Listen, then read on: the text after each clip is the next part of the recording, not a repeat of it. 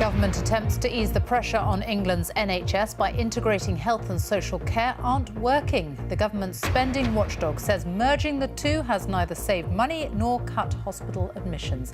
Meanwhile, questions in the Commons this lunchtime over whether the government offered a council a special deal to stop a potentially embarrassing referendum on social care funding. Also on the programme. A major Brexit milestone. MPs will vote tonight on giving the Prime Minister the authority to start the formal process of leaving the EU. A woman denied her late long-term partner's pension wins a landmark Supreme Court appeal that could affect millions of cohabiting couples. Rolf Harris is cleared of 3 historic sex offence allegations. A jury fails to reach a verdict on 4 other charges. The United Nations warns of a catastrophic famine looming in Yemen. 12 million people are at risk. And the greatest free show on Earth, the commemoration of starlings filling the skies over Cumbria. And here in the south, the police force is giving frontline staff these controversial spit hoods to stop offenders from spitting at officers. Plus, one man in his shed, the movement to tackle loneliness that's going from strength to strength.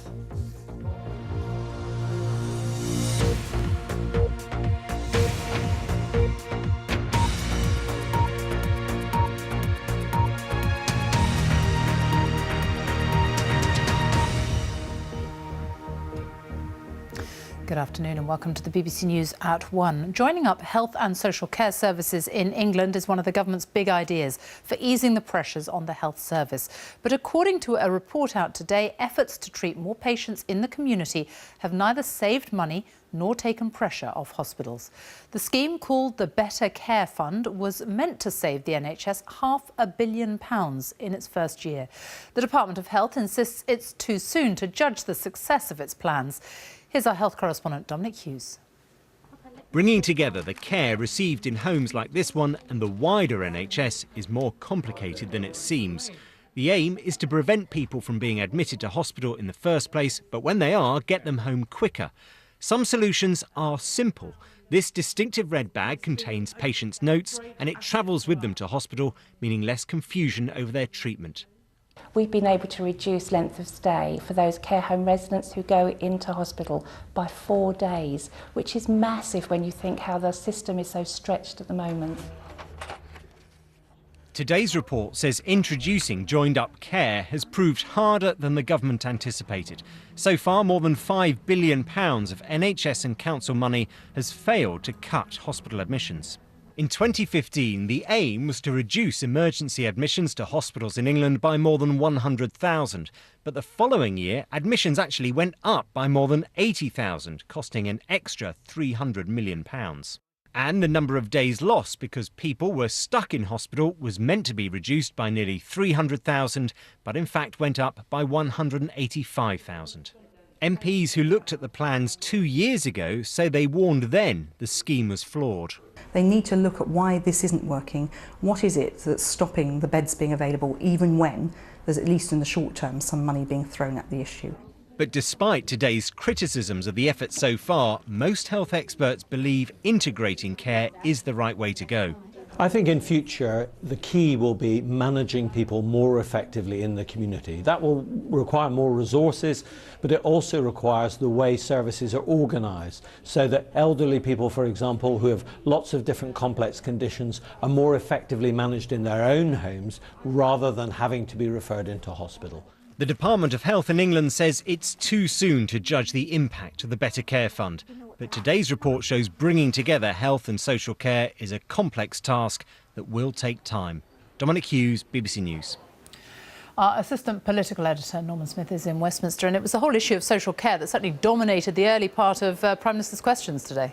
Extraordinary developments this lunchtime, Sophie, because you may remember last month Surrey County Council announced they were going to hold a referendum to raise their local council tax by 15% to pay for social care. Such was the underfunding of the service in the county. Now, that provoked alarm in government because it was profoundly politically embarrassing to have a Tory, a solidly Tory county council, the Chancellor and the Health Secretary are both local MPs, threatening to raise council tax by 15%.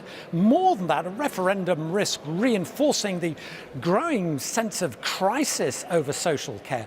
Yesterday, however, Surrey announced they weren't going ahead with the referendum. Well, this lunchtime, Jeremy Corbyn suggested he knew why that was. He has obtained leaked texts between the leader of Surrey Council, David Hodge, and an official in the Department for Local Government called Nick, in which it seems there may have been some sort of secret sweetheart deal to avoid Surrey going ahead with the referendum. Now, I've been given one of these texts. Let me just read it to you. This is a text from David Hodge to this Nick official in the Department for Local Government. He says, "Nick, I've received clarification from my chief executive who confirms," and there's two people named here, "have just spoken, and the numbers you indicated are acceptable for me to call off the R."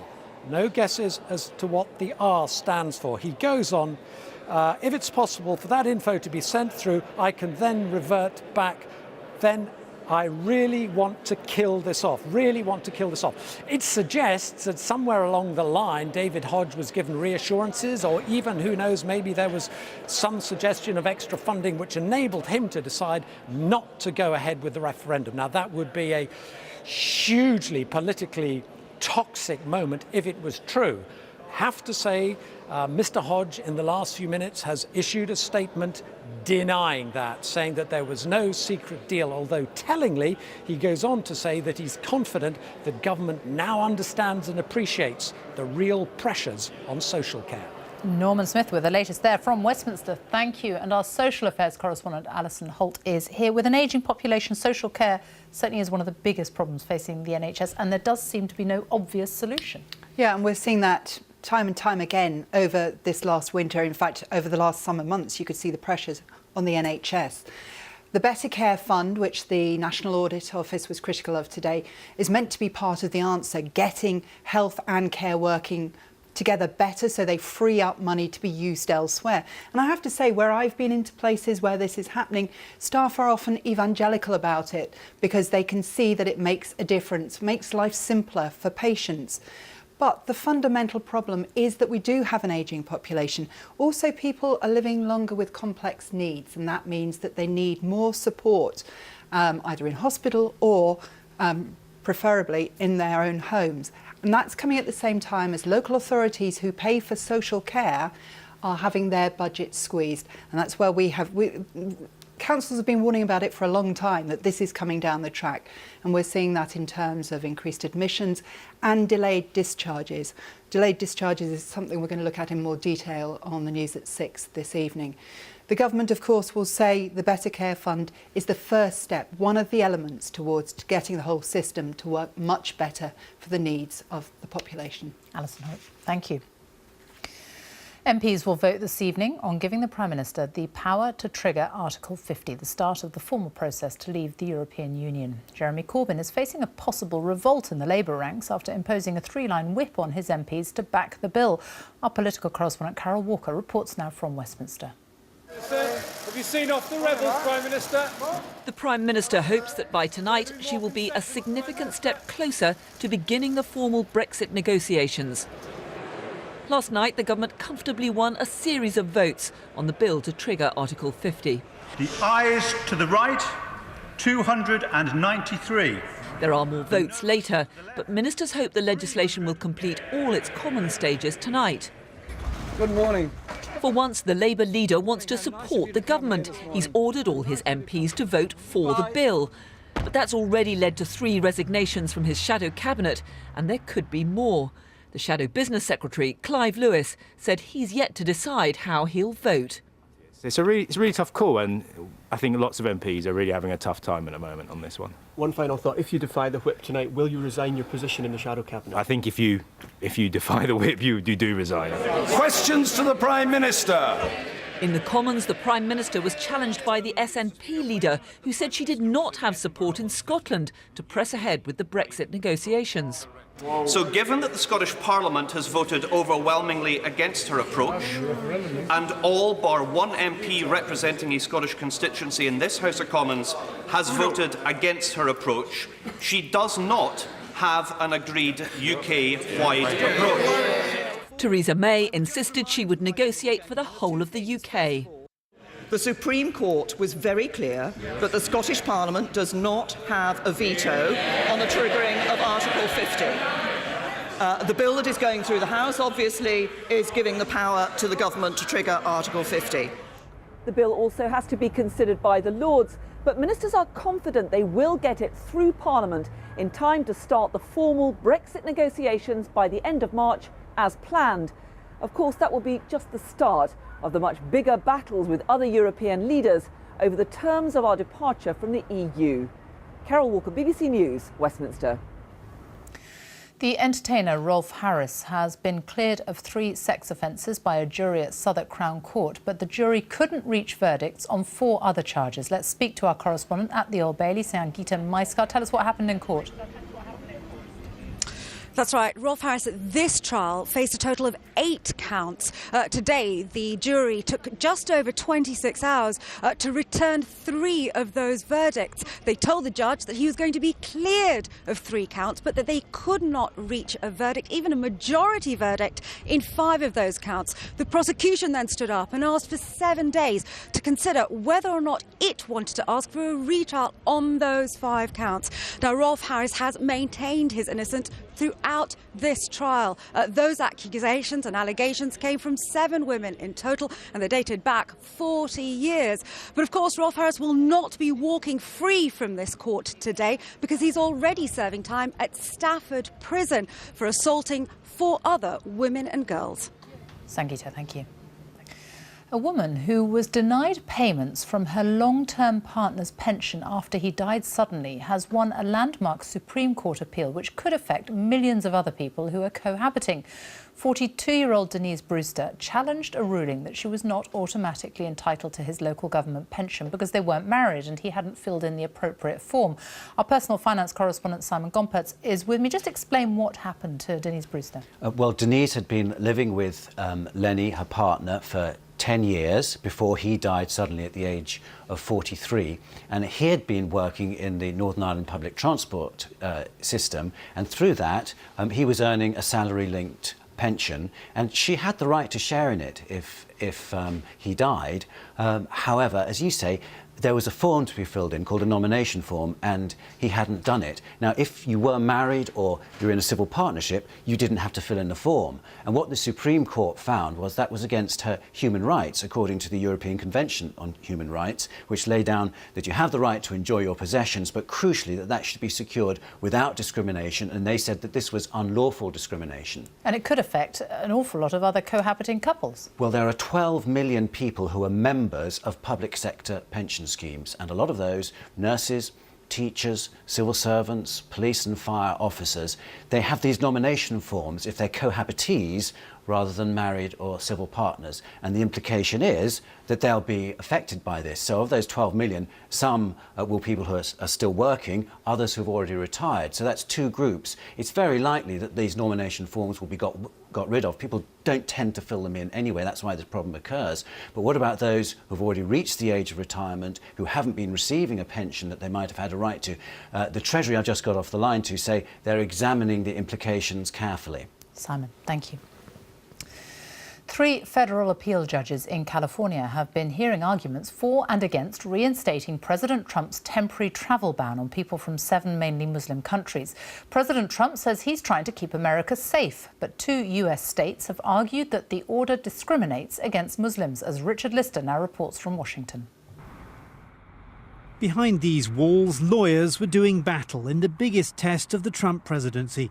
Should his travel ban be reinstated or thrown out? The proceedings were streamed on the internet. First came the government's lawyer.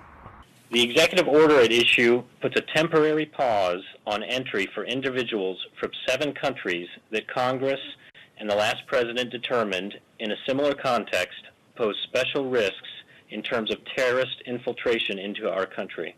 How many federal offenses have we had being committed by people who came in with visas from these countries?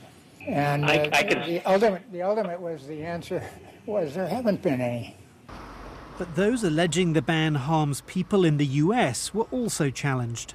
What's the irreparable harm to the state of Washington? From the executive order?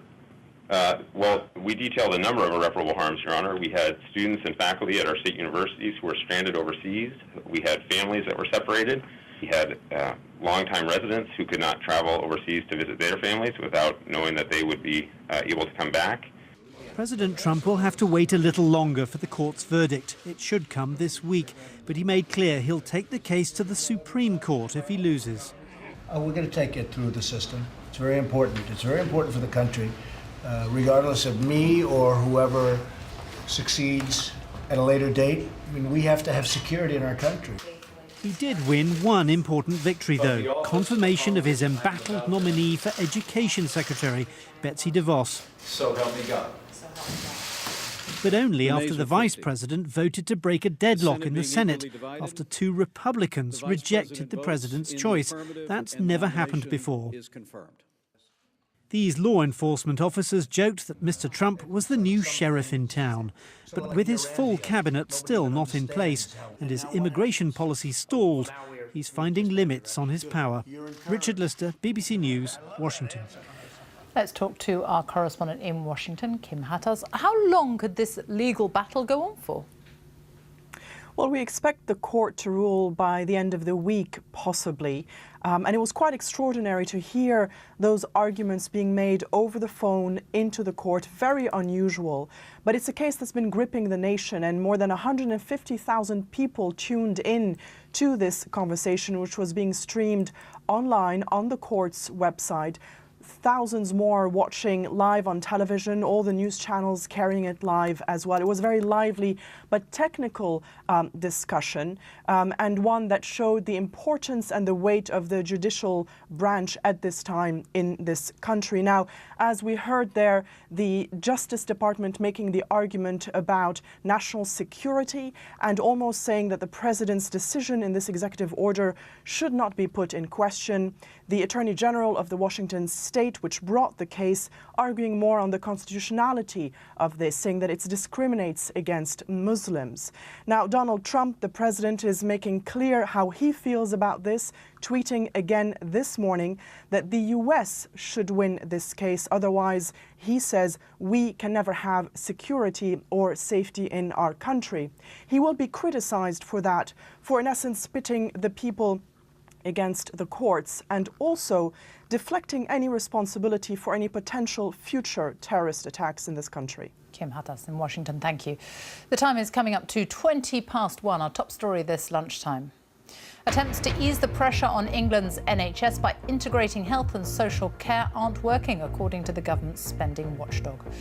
And watching birds of a feather flock together, we're in the Lake District to witness one of the nature's great spectacles. And coming up on South today, just before 1:30, the police force is giving frontline staff these controversial spit hoods to stop offenders from spitting at officers.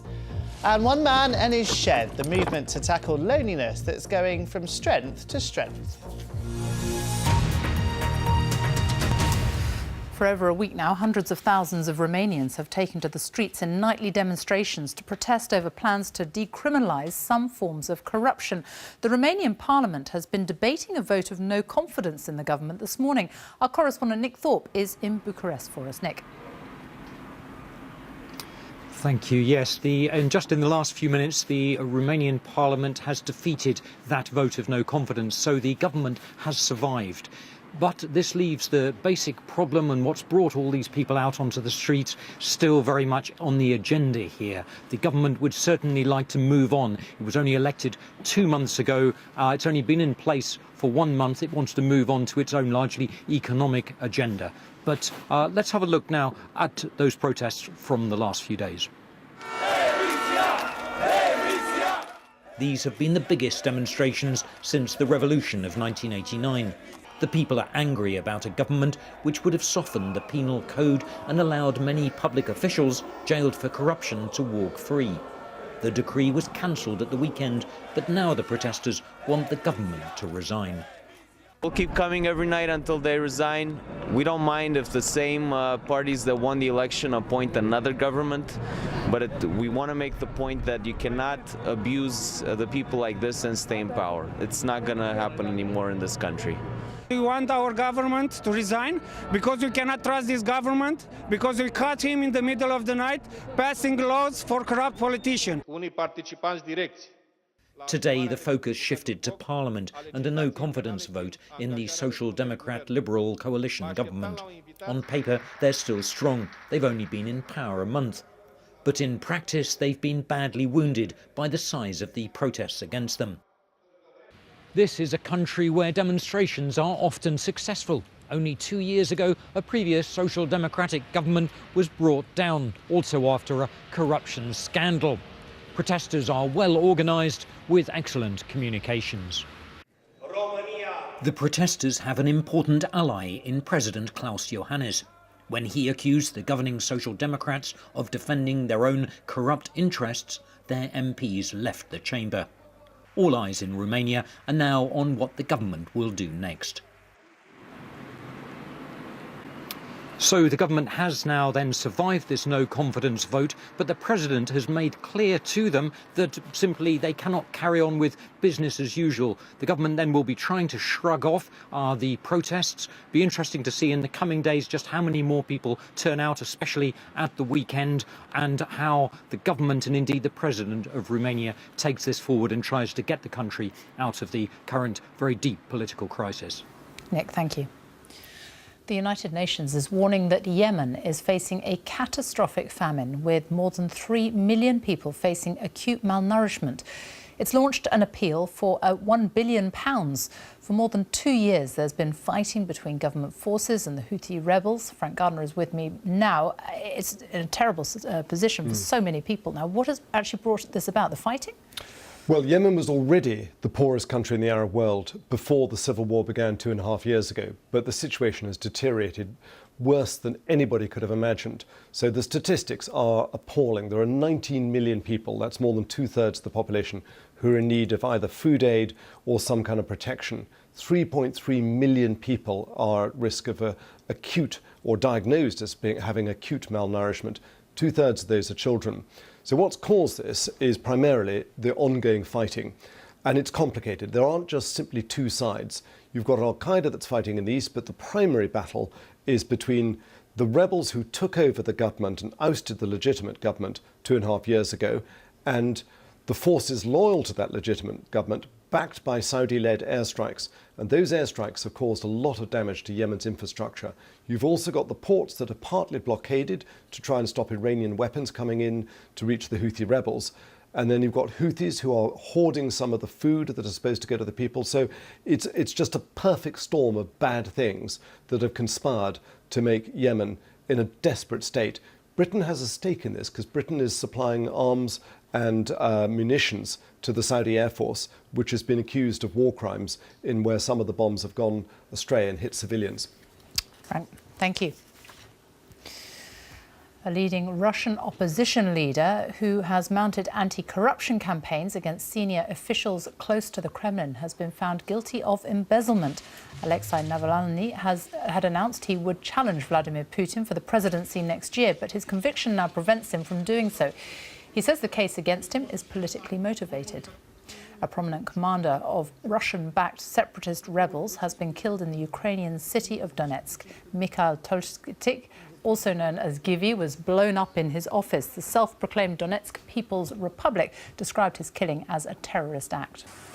Around 15,000 people have been evacuated as a fire destroyed a shanty town in the Philippine capital, Manila. Around 1,000 homes in a compound were burnt down, but no one was reported to have been killed. The fire was put out this morning after raging for most of the night. It's not clear what started the blaze. Tornadoes have wreaked havoc across the American state of Louisiana, injuring dozens of people. A state of emergency was declared after 6 twisters hit around New Orleans and Baton Rouge. Louisiana's governor said he'd never seen devastation like it. Frankie McCamley reports.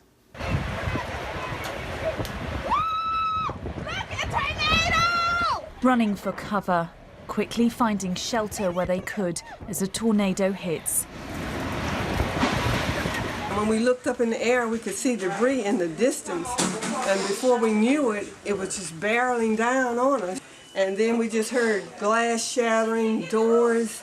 We thought we were going to not make it. Elsewhere, roofs are ripped off, and just watch the vehicle in the distance. Wasn't expecting all of this, you know. I didn't think it would be this bad, but, you know, this particular area, this path right here, just is pretty bad. It's thought at least 6 tornadoes tore through Louisiana yesterday, leaving businesses flattened, livelihoods destroyed, and homes now just memories between the rubble. I was in it. Although some made a lucky escape, this man had no time to get out. I'm all right. I'm alive. At least 20 people have been injured, and with power lines torn down, thousands are without electricity. Rescue teams are continuing their search for people trapped as the full extent of the damage is becoming clear. Frankie McCamley, BBC News. Victim support groups have told the BBC that people who say they've been raped are deterred from reporting the crime because of fears about the way they will be treated in court. Campaigners say women are routinely questioned about their sexual history. Today, a bill is being presented to MPs in Parliament arguing that more should be done to protect possible rape victims as they give evidence, as Jane McCubbin reports. These are the places where justice is served. But Today claims that in some cases, it is where rape victims feel violated all over again. It was awful to be degraded in such a way, to be so totally humiliated.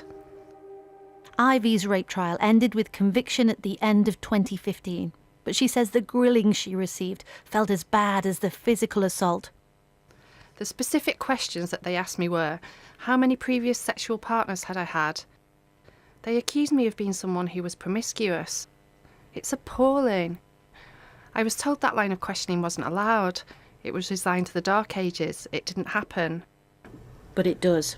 Yeah, it does. The charity Voice for Victims tells me this is happening too often. Well, we're hearing from victims being questioned about the number of sexual partners they've had in the past, or the colour of the dress they were wearing at the time of the attack. But what it's actually doing is it's victim shaming and blaming. Protection for victims already exists. Under Section 41 of the Youth, Justice and Criminal Evidence Act, references to sexual history should be heavily restricted and only rarely allowed. But new research carried out in courts in Newcastle suggests this might be happening in around a third of all cases. What I fear is we're going back to, say, the bad old days of the 80s, the 70s, when victims were effectively put in the dock themselves and interrogated. This is why today the MP will present a private members' bill to Parliament to offer better protection for victims. If you'd known then how you were going to be treated, would you have proceeded? Definitely not. It was a total character annihilation. Campaigners say we need to redress the courtroom balance back in favour of the victim. Others say defendants are equally entitled to a fair trial here. The balance cannot shift too far. Jane McCubbin, BBC News. Now, this is called a murmuration. It's known as one of the most stunning free shows on Earth. And right now, Cumbria is one of the best places to see the tens of thousands of starlings performing their nightly ritual, as Dave Guest reports.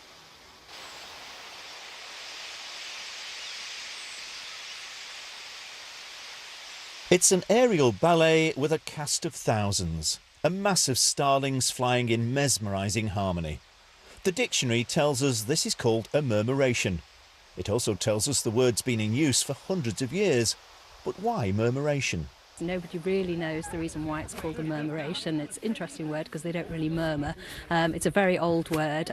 Short answer, no one knows why it's called that. But why do they form these patterns and they all move together in harmony? Well, yeah, again, nobody really knows. There's some suggestion that they come together at dusk in a big group because it protects them from predation from the likes of buzzards or kestrels. But why they do this amazing aerial ballet before they settle down for the night, no one knows. And why this spot? Why would they pick this spot? Well, obviously it's a stunning landscape. I mean, why wouldn't anybody want to spend the night here? And so an audience gathers at Sun Biggin Tarn in Cumbria for one of the greatest free shows on earth. This one of several Murmuration viewings hosted by the Friends of the Lake District, who own this stunning stretch of land midway between Kendal and Penrith. I'm a reporter for my school magazine. You're a reporter? Yeah, sort like me? of. Yeah. So you're going to report on this? Yeah, I'm going to write it up on a computer. Are you going to be taking some pictures and film as well? Well, yeah, hopefully if my mum's remembered her phone. Because you see, the thing is, I've got to try and capture it on my camera over there, and if I miss anything, can I borrow some of your shots? Yeah. And so as dusk gathers, so too do the stars of the show, and they don't disappoint.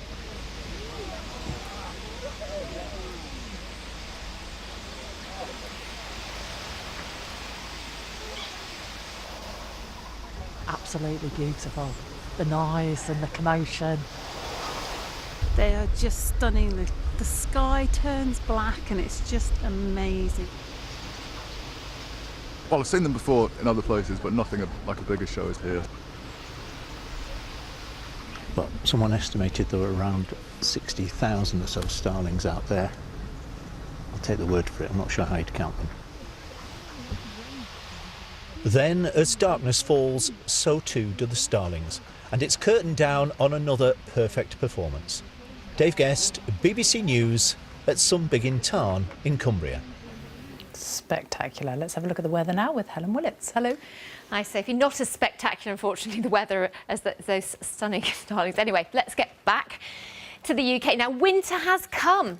Here we go. Look, this is Aviemore just an hour or two ago, covered in snow. Yes, we've got snow showers falling across the Grampians of Scotland. Further west, there's some sunshine, and in Cumbria, west is best today, not the abundance of sunshine we had yesterday. So just a couple of Weather Watchers, beautifully sunny pictures to show you. And it's not too bad where the sun's shining. It's 11 degrees in Milford Haven. Contrast that with just 3 degrees on the east coast at the moment. So that's because the cold air's arrived. So we've got this weather front here. That's giving us those wintry outbreaks, if you like. Behind it, the high pressure, the easterly winds are winning through. So for the rest of this week, really, that cold air is with us. And gradually, in the next 24 hours, we'll find that colder air seeping westwards right the way across into Northern Ireland. So at the moment, we've got some sunshine. It's 9, 11 degrees Celsius across the southwest, across Wales. Further east, it's grey.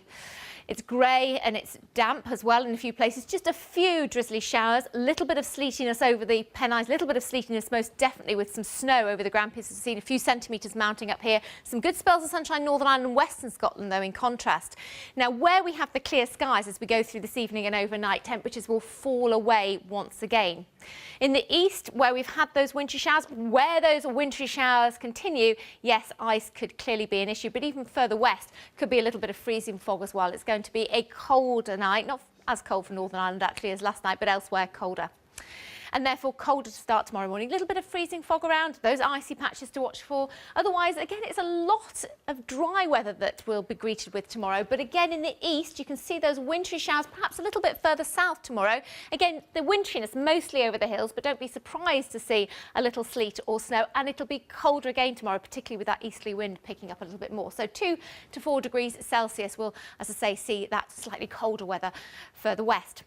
And then that high pressure keeps all the weather fronts at bay then through Friday. You can see that keen easterly winds with us. So through Thursday night into Friday, there's a bigger chance of seeing some wintry weather, even at lower levels potentially. Look at the temperatures on Friday, add on the wind chill, obviously it will feel significantly colder. But yes, some wintry weather continuing, even into the weekend. That risk is there. The temperatures are still low, as you can see. It's not warming up in the near future at least, but hopefully we will see at least a little bit of brightness or some sunshine at times, Sophie. Helen, thank you. Well, that's all from the BBC News at 1, so it's goodbye from me on BBC One. Time to join the BBC's news teams where you are. Bye-bye.